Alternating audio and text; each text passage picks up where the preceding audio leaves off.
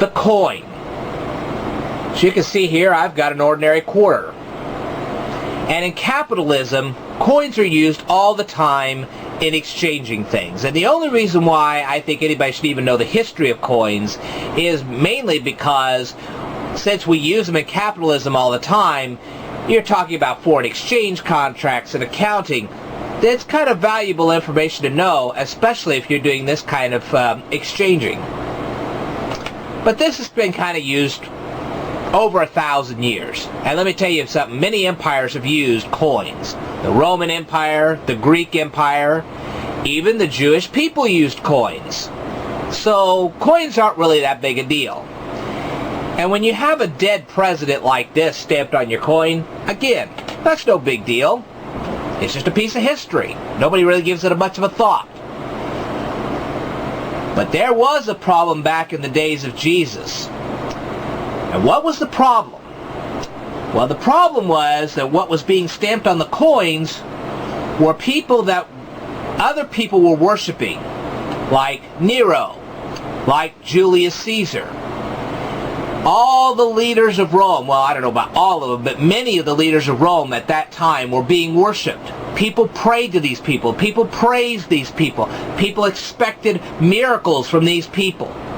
And it was worse than that because half the time it was pagan gods being stamped on these coins. Well, you can imagine what kind of a problem the Jewish people had with that.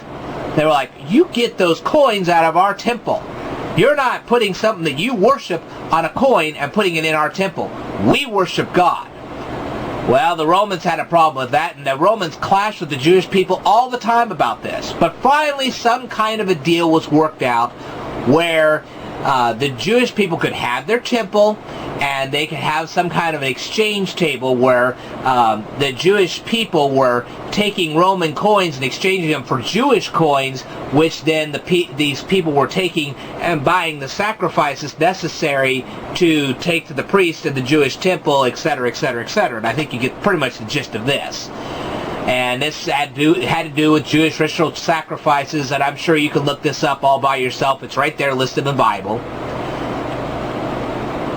But you say, well, wait a minute. I remember an instance when Jesus went into the temple and started knocking over the money changers' tables. What was the problem? The money changers were making a living exchanging Roman coins for Jewish coins so that these people could buy their ritual sacrifices to take to the temple. Now, making a living is one thing. Jesus had no problem with this. God had no problem with this. The problem became when these money changers were making a humongous profit doing this. Once that was done, they were, as far as God was concerned, thieves. And Jesus rushed right on in and just said, hey, this is a house of prayer, yet you have turned it into a den of thieves. And that's when he started knocking the tables all over the place.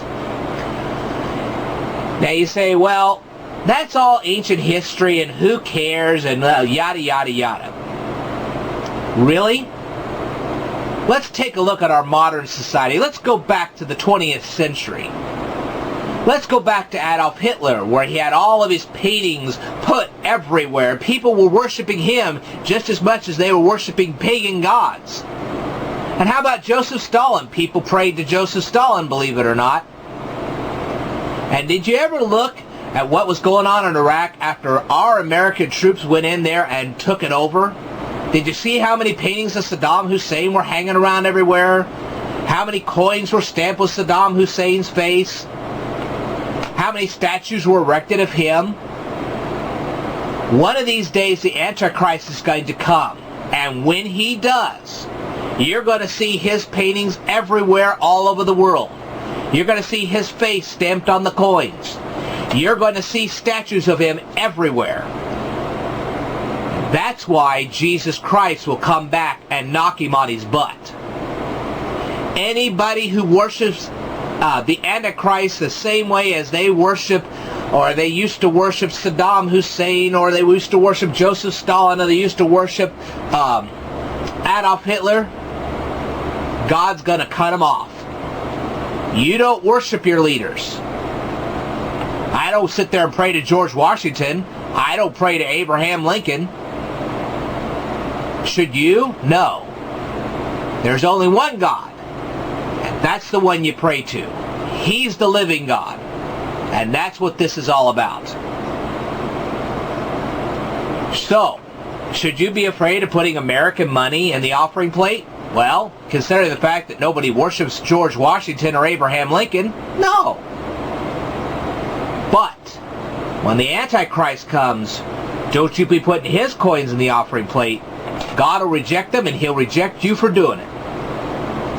Now, when does this Antichrist come? I don't know. Nobody knows. It says there in the Bible, God will reveal that when he's ready to.